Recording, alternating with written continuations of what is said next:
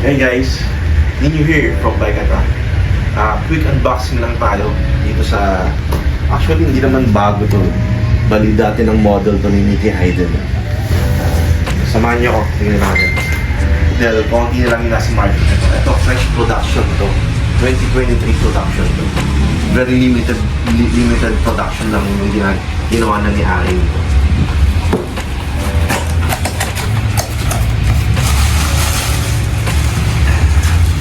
Well,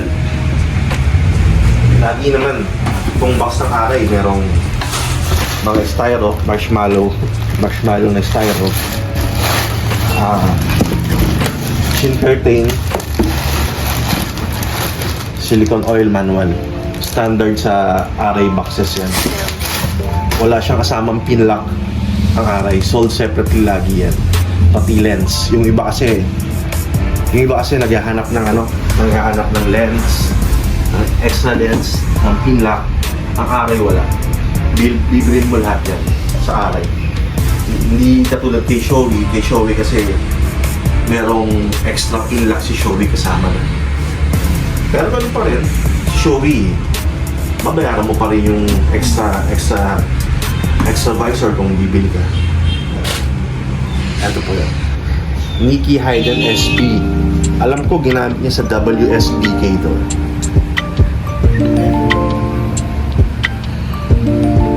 Konti na lang yung lumalabas sa market nito. Itong SBK na to. WSBK. Na ginamit ni Nicky Hayden. This is 2023 production, May 2023. Medyo rare na to, yung model na to. Pakita mo yung production.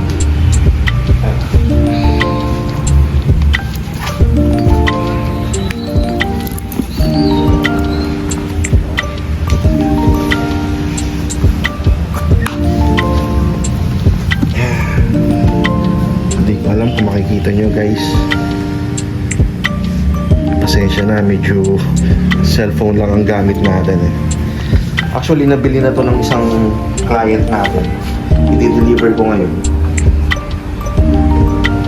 So, kung gusto nyo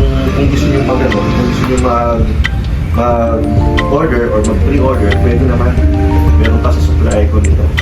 Hindi ko lang sure kung anong mga sizes pa available, pero konting-konti na lang itong Nicky Hayden SP na to. Yan din previous na helmet ni Nicky Hayden. Nicky Hayden na reset. And actually si Nicky Hayden, napakaraming nilabas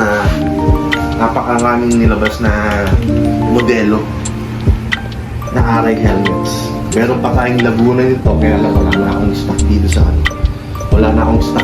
store ngayon dito sa shop. Hindi naman familiar na siguro kayo rito sa ano na to, sa reset na to. Kasi nilabas nito, I think 2021 yata. Pero ito, fresh production to, 2023 rin. Itong Nicky Hayden reset.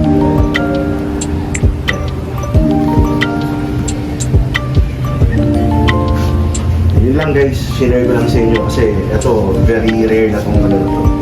Rare na tong design na to. Kung gusto nyo lang umorder guys, or kung gusto nyo lang mag-visit, just visit our ways, my shop, Baikata, Moto Gear and Apparel. Thank you guys.